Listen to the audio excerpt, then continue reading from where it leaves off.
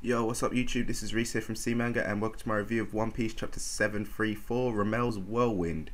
Alright, so to me this chapter felt a little bit weird, you know, it's just in the fact that after that long break, it kind of feels like there's not been that much progression since last chapter. Obviously I'm happy now that the tournament blocks are finally all wrapped up, but obviously without Luffy in them, it kind of just makes me think like, why should I care? You know, obviously the whole thing of like, yes, this tournament's going to be cool, Luffy's in it, they're going to see him face off against all these big shots. And now the fact that he's not there anymore, it's just a bit like, I don't give a shit about these guys now. Why should I care?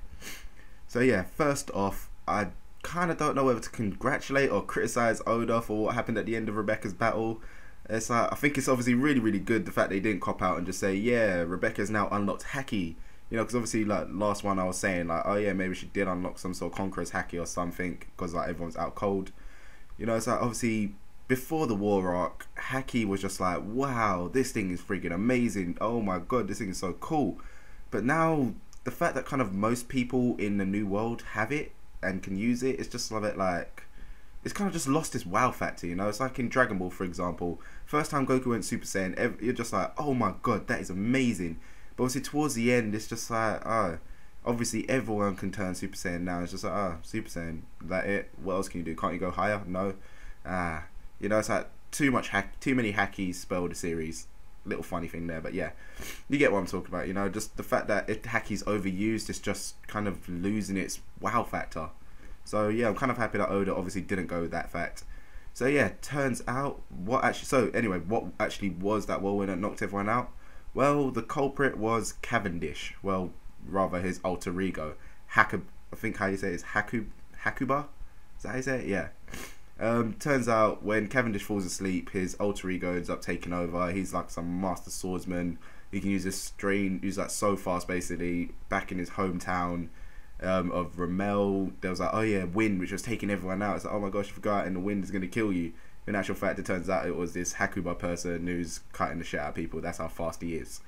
So yeah, this is the guy who basically took out everyone in a flash. The only person who saw it was, well, Rebecca. She was able to like kind of parry him, block him, and then knock him back to sleep.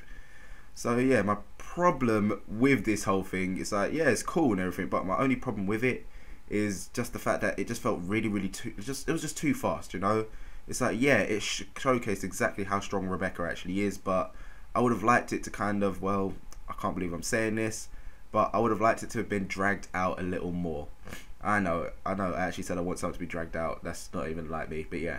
Just to kind of like, I don't know, I thought that if they would have dragged out a little more, it kind of would have just showcased, like, obviously how strong this Hakuba person is. You know, obviously they did a little flashback and everything with the whole little kind of like flashback within the scene, within the battle, but I would have liked for it to be kind of a bit more bigger, you know, just as like, so, oh my god, what is this guy? This isn't, you know, like a bit more talking like, what, Cavendish? Why is he, how's he come so strong now and like, he's taking everyone out and stuff? So like, I would just like a bit more of that. I think like, if they would have kind of showcased that a bit more, it would have kind of emphasized Rebecca's strength a little more. To kind of like show off like, yeah, this is actually how strong and fast Rebecca is, you know, she was actually the only one who was able to see this blindingly fast move, whereas everyone else, they tried and failed. You see, I just thought, yeah, like I said, it would have just emphasised their strength a little bit more. That's all I would have thought. So yeah, that's pretty much the main focus of the chapter. Obviously, Rebecca winning her battle and how she did it. Obviously, I would have liked it to be a little bit longer just to kind of emphasise certain aspects. But yeah, other than that, the rest of the chapter is just mainly Don Flamingo tormenting King Riku, saying, oh yeah, you got no hope. The only hope she had was Law, who's pretty much now literally beat down, and Luffy, who he's saying obviously won't come out the Colosseum a human, obviously pointing to the fact that he's gonna lose and get turned into a toy. Little does he know, obviously, that all the Straw Hats are pretty much on their way. He kind of discounts everyone who's on the ship, so Nami, Brook, Chopper, and Sanji, because obviously he basically took them out already and left them running with their tails between their legs to run to, oh god, Zoo? Is that the place? The samurai place, basically. But I hope that, actually, you know what, I actually do hope they turn around and come back to give Luffy and that lot some support. Because, yeah, obviously Sanji is like their number 3 fighter, and it just wouldn't be the same without Sanji there, you know. The rest of them, obviously, they're not really kind of battle heavy. Brook, it would be nice to see him actually come in and kind of, I know lots of people hate it when I say this, but basically I want Brook to come in and pull his weight. I want him to finally fight someone who is on his level slash a bit higher, you know, so he can finally fully showcase exactly what he can do. Because at the moment, he kind of feels more like a comic relief character, you know. He hasn't had enough to kind of showcase what he can do. Obviously, if he came like at the Water 7 arc, that's pretty much when everyone kind of showed off like how strong they are. It's like, yep, this is the limits to what they can do. And now after the 2-year gap, they haven't really kind of had anyone to truly face off against. This is kind of like the first major battle since like the time skip.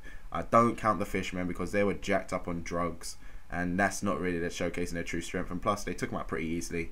The only one who kind of had a little bit of trouble was Luffy because he was fighting underwater. But yeah, he was fighting underwater. So yeah, obviously Straw Hats are now making their way into the toy factory, so stuff should start getting good.